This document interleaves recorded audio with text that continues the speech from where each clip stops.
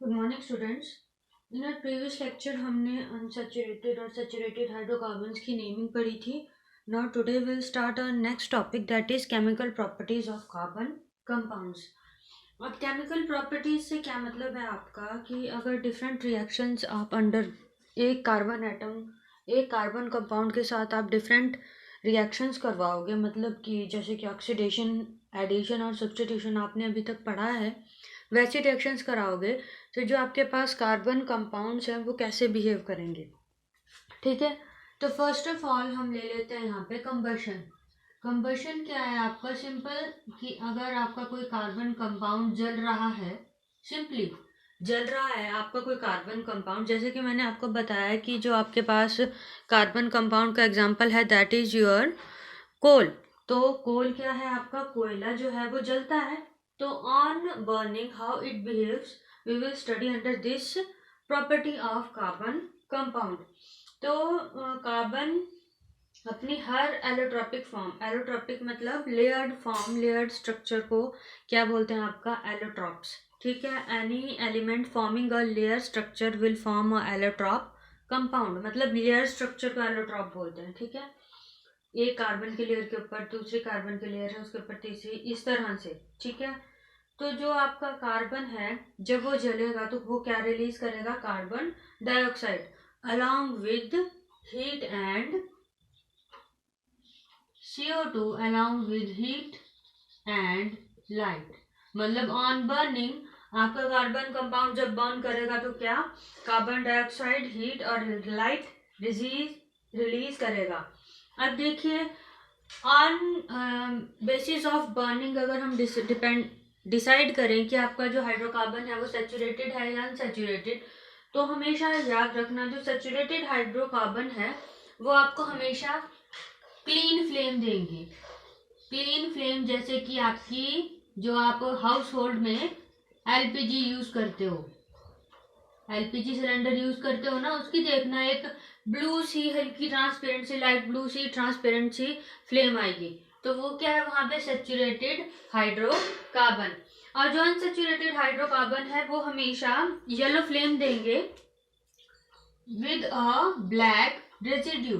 ठीक है, yellow flame कौन देता है आपका? जैसे कि आपका हो गया पेट्रोल, अगर आप पेट्रोल को जलाओगे वो भी आपको क्या देगा? Yellow flame. ठीक है, along with black residue, black residue भी देगा। इसीलिए जो पेट्रोल वगैरह है, पेट्रोल और आपका डीजल है, वो पॉल्यूशन का कॉज होता है क्योंकि वो एक ब्लैक रेजिड्यू और कार्बन डाइऑक्साइड बहुत ही लार्ज अमाउंट में रिलीज करता है। अगर देखिए सेचुरेटेड कार्बन है जो आपके पास, incomplete burning of saturated carbons, अगर जो सेचुरेटेड कार्बन है वो इनकम्प्लीट बर्न कर रहे हैं तो भी वो येलो फ्लेम देंगे और एक ब्लैक रेजिड्यू साथ में देंगे। ठीक है, इसीलिए जो आपके फ्यूल्स हैं, अगर जो आपका पेट्रोल है वो भी अगर इनकम्प्लीट बर्न होता है तो वो भी पॉल्यूशन कॉज कर सकता है। ऐसा आपको जब आपके हाउस होल्ड में जब गैस सिलेंडर है ना, तो जब वो खत्म होने लग जाए तब देखना उसे, वो हल्की हल्की येलो फ्लेम देने लग जाता है। जब वो खत्म होता है तो वो अपने जो लास्ट में उसके जो अनसेचुरेटेड कंप्लीट कंबशन उसमें नहीं हो पाता due to lack of LPG. ठीक है, तो जब उसमें कंप्लीट कंबशन नहीं होता, इनकम्प्लीट बर्निंग होती है, तो वो क्या आपको येलो फ्लेम देनी शुरू कर देता है। ठीक है, नेक्स्ट है आपके पास property that is oxidation। Oxidation, as you have already studied, is the addition of oxygen। ठीक है, तो कन्वर्ट ऑक्सीडेशन के थ्रू हम जो अल्कोहल है आपके पास दैट इज योर अल्कोहल में हम सिंपल यहाँ पे किसको ले लेते हैं? इथेनॉल को। इथेनॉल मतलब टू कार्बन होंगे आपके पास। ठीक है, इथेनॉल ले लिया। अगर हम इसे ऑक्सीडाइज करें तो ये हमें क्या देगा? Carboxylic acid.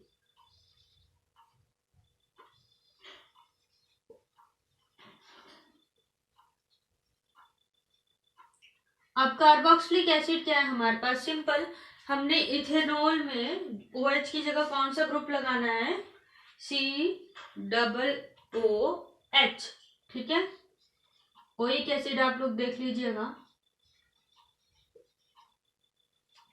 तो ये क्या हुआ आपके पास यहाँ पे कार्बोक्सिलिक एसिड। अब ये ऑक्सीडाइज कैसे करेगा, इसको ऑक्सीडाइज करने के लिए हमें एक पर्टिकुलर ऑक्सीडाइजिंग एजेंट चाहिए होगा।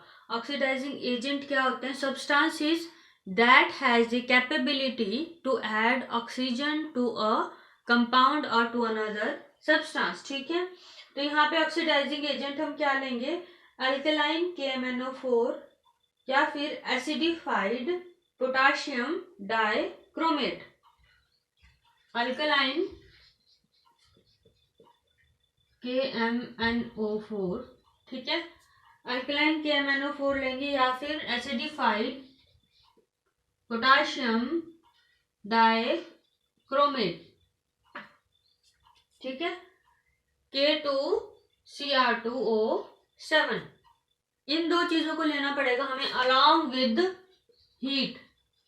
और क्या सप्लाई करनी पड़ेगी हमें, हीट।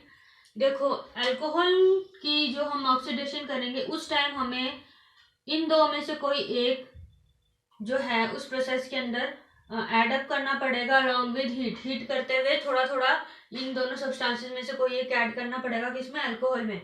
तो वो हमें क्या देगा, कार्बोक्सिलिक एसिड, ठीक है। तो इसी तरह से जो सैचुरेटेड या अनसैचुरेटेड हाइड्रोकार्बन जो आपके पास होते हैं, अगर वो आपके पास अल्कोहल है और आप उसे ऑक्सीडाइज करें तो वो आपको क्या देगा, कार्बोक्सिलिक एसिड। अब उसके बाद आपके पास आ जाता है एडिशन रिएक्शन में। सो एडिशन रिएक्शन में क्या होता है, आपके पास हाइड्रोजन को ऐड किया जाता है इन प्रेजेंस ऑफ कैटलिस्ट, ठीक है, अनसैचुरेटेड हाइड्रोकार्बन में। On addition of hydrogen in presence of catalyst, unsaturated hydrocarbon gives you saturated hydrocarbon। मतलब कि आपको किसी जगह पे सैचुरेटेड हाइड्रोकार्बन की जरूरत है बट आपको गिवन क्या है, अनसैचुरेटेड हाइड्रोकार्बन। तो उसे सैचुरेटेड में कन्वर्ट करने के लिए, मतलब आपको गिवन है अनसैचुरेटेड, अनसैचुरेटेड को सैचुरेटेड में कन्वर्ट करने के लिए आप किस रिएक्शन का यूज करोगे, एडिशन। अब एडिशन रिएक्शन में आप क्या ऐड करोगे, हाइड्रोजन। हाइड्रोजन आपने ऐड कर दिया अनसैचुरेटेड में, देखिए इसमें आप हाइड्रोजन ऐड कर रहे हो but in presence of catalyst, in presence of catalyst. अब कैटलिस्ट क्या है यहाँ पे, catalyst are the substances that cause reaction to occur और proceed at a different rate without affecting the reaction itself. तो मतलब आप ये कह सकते हो कि आप कैटलिस्ट की मदद से रेट ऑफ रिएक्शन कंट्रोल कर सकते हो। अब रेट ऑफ रिएक्शन क्या है, उसकी स्पीड, कि रिएक्शन आपको स्लो करवानी है या फास्ट, ठीक है। तो यहाँ पे आप एक कैटलिस्ट यूज कर सकते हो टू स्पीड अप और टू स्लो द रिएक्शन। इससे रिएक्शन की कंपोजिशन में कोई फर्क नहीं पड़ेगा, मतलब इससे आपकी जो एलिमेंट है उसकी कंपोजिशन और इसकी कंपोजिशन में, प्रॉपर्टीज में कुछ खास फर्क नहीं पड़ेगा। इसका एक एग्जांपल है आपके पास हाइड्रोजनेशन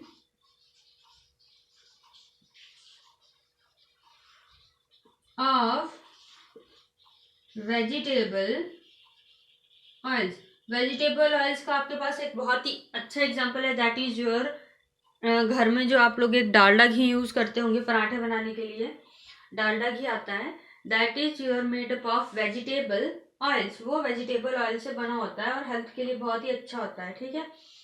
जो वेजिटेबल ऑयल होते हैं वो जनरली लॉन्ग चेन होते हैं, किनके, अनसैचुरेटेड हाइड्रोकार्बन के। That is your unsaturated hydrocarbon क्या है अब आपके पास यहाँ पे,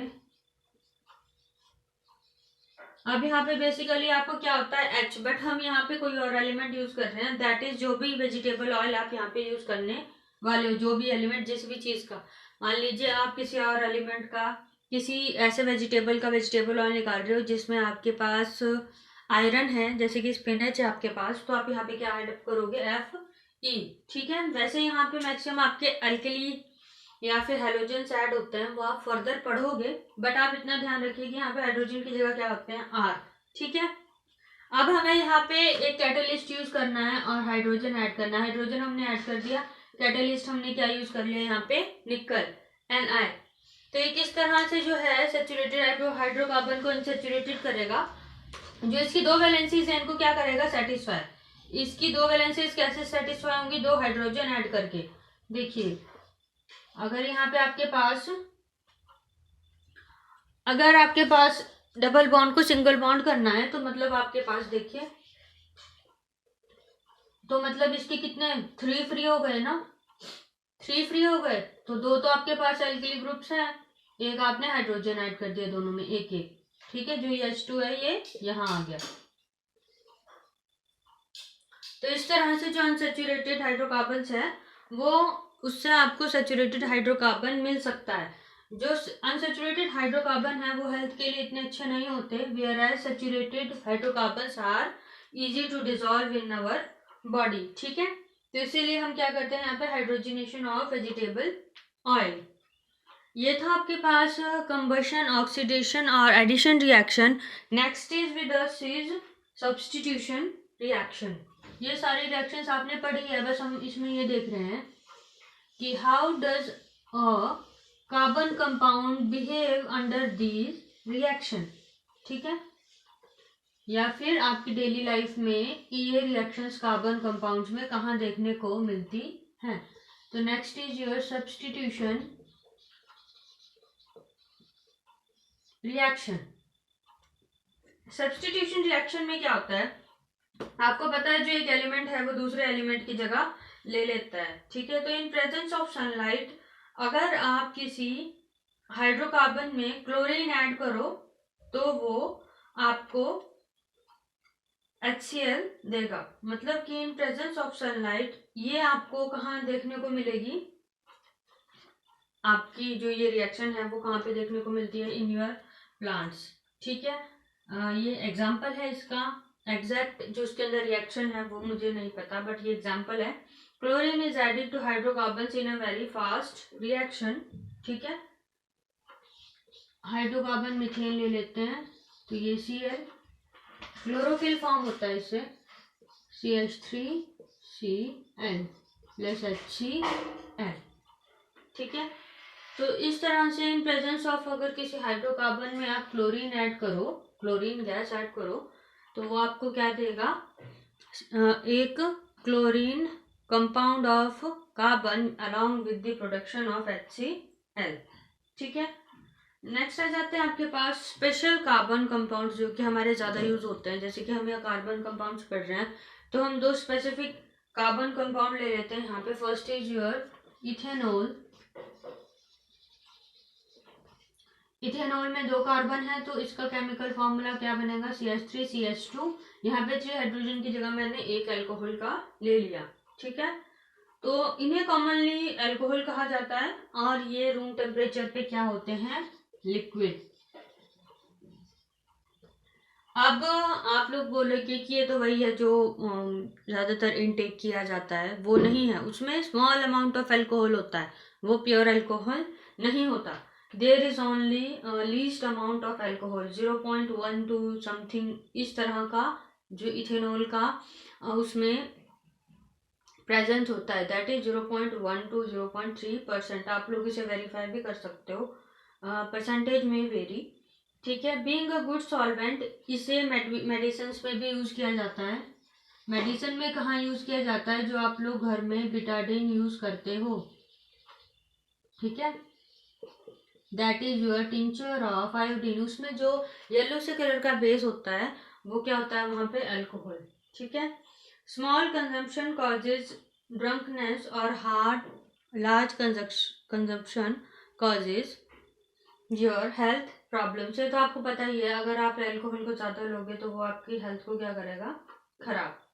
अब यहाँ पे जो इथेनॉल है अगर वो सोडियम के साथ रिएक्ट करेगा, if reacts with sodium CH3CH2OH, अगर हम इसे सोडियम के साथ रिएक्ट करवाएं तो ये आपको क्या देगा, this will gives you a salt and hydrogen gas. अब यहाँ पे सॉल्ट कौन सा बनेगा देखिए, CH3CH2Na plus ONa, CH3CH2ONa plus H2, जैसे कि मैंने आपको बोला सॉल्ट एंड हाइड्रोजन गैस।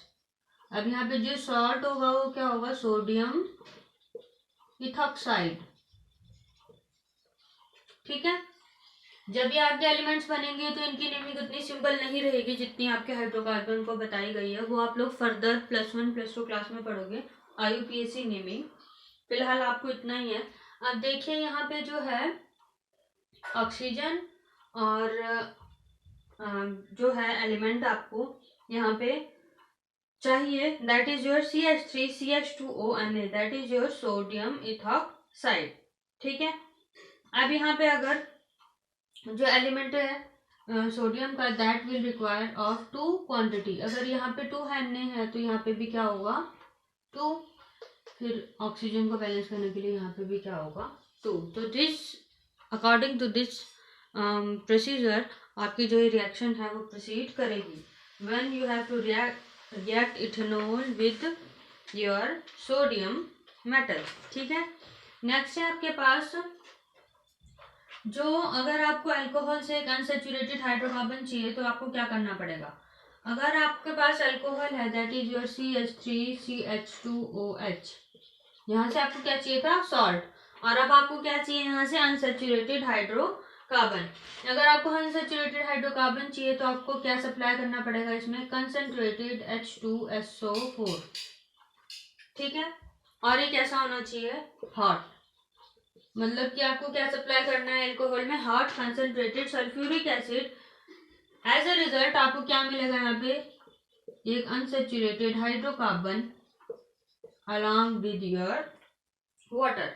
ठीक है, यहाँ पे जो कंसंट्रेटेड H2SO4 है that is your dehydrating agent. Dehydrating agent मतलब जो आपके कार्बन कंपाउंड से अल्कोहल को रिमूव करे, that agent is called your dehydrating agent. ठीक है, नेक्स्ट कंपाउंड है आपके पास यहाँ पे इथेनोइक एसिड। अब इथेनोइक एसिड पढ़ लेते हैं।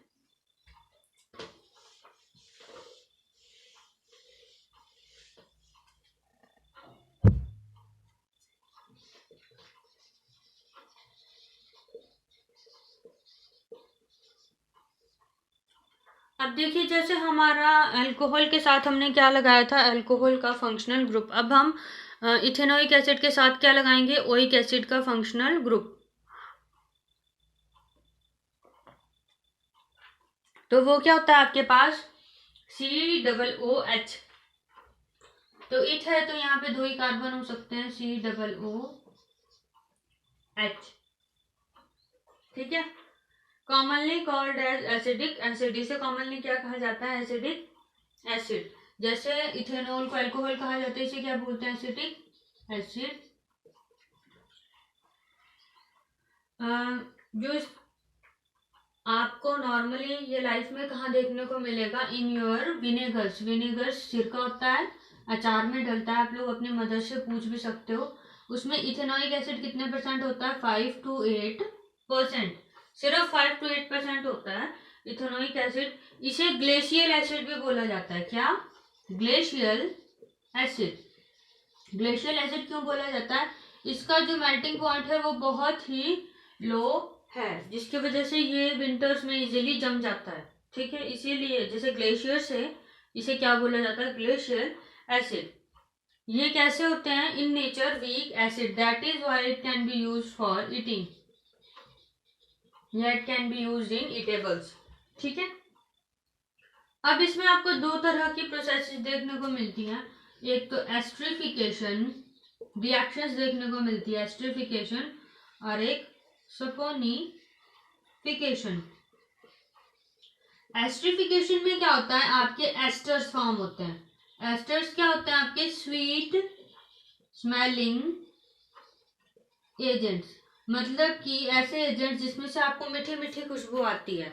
बेसिकली ये जो एस्टर्स होते हैं आपके फूड के फ्लेवर्स और आपके परफ्यूम्स बनाने के लिए यूज होते हैं। अब जैसे कि आप लोग वेनिला एसेंस मार्केट में अगर किसी के घर में यूज़ होता हो, आइसक्रीम्स में डलता है बेसिकली, जो स्ट्रॉबेरी और वेनिला का वहाँ पे फ्लेवर आता है, वो ऐसा नहीं उसमें सच में स्ट्रॉबेरी और वेनिला डला होता है, उसमें क्या होता है, सिर्फ एसेंस डला होता है। एसेंस का क्या मतलब है, वाइट से कलर का पाउडर होगा जिसमें से वेनिला और स्ट्रॉबेरी की सिर्फ खुशबू आ रही होगी। क्या, सिर्फ खुशबू, ठीक है।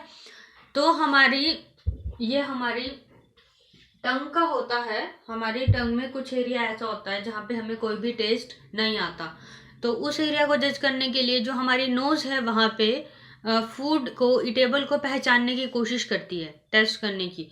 तो वैसे ही हमारा जब हम कोई एसेंस से भरी हुई चीज़ खाते हैं तो हमारी जो नोज है वो एकदम रोल में जाती है, और जैसे ही वो वहाँ पे सूंघेगी कि हाँ वेनिला की खुशबू आ रही है, तो मतलब हमारा ब्रेन क्या सोचेगा, इट कंटेन्स वेनिला, जबकि वो हमारी टेस्ट में टंग में एक्चुअली टेस्ट नहीं कर रहा। तो इसीलिए आप लोग देखना, कभी भी आप आइसक्रीम खाओगे टंग में आपको कोई टेस्ट नहीं होगा, पर बस आपको खुशबू आएगी कि उसमें क्या है, वेनिला या फिर स्ट्रॉबेरी, ठीक है।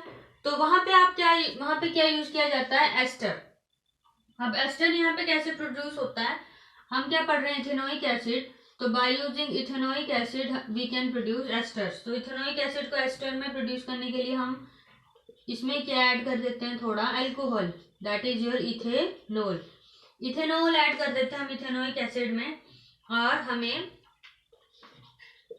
एक sweet smelling agent CH3CH2 CH2CH3, एक स्वीट स्मेलिंग एजेंट हमें मिल जाता है, ठीक है।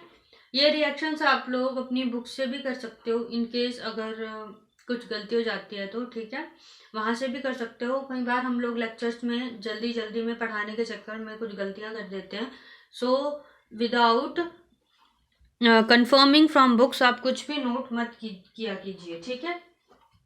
नेक्स्ट है आपके पास यहाँ पे सपोनिफिकेशन। अब सपोनिफिकेशन में क्या होता है, आपके सोप्स फॉर्म होते हैं, ठीक है।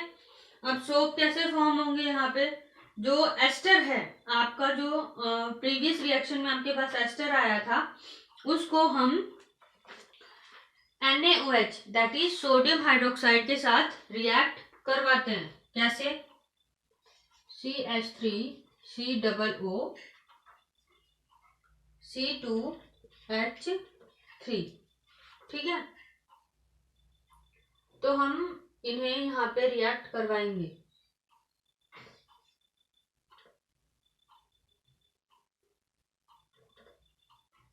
CH2, ठीक है।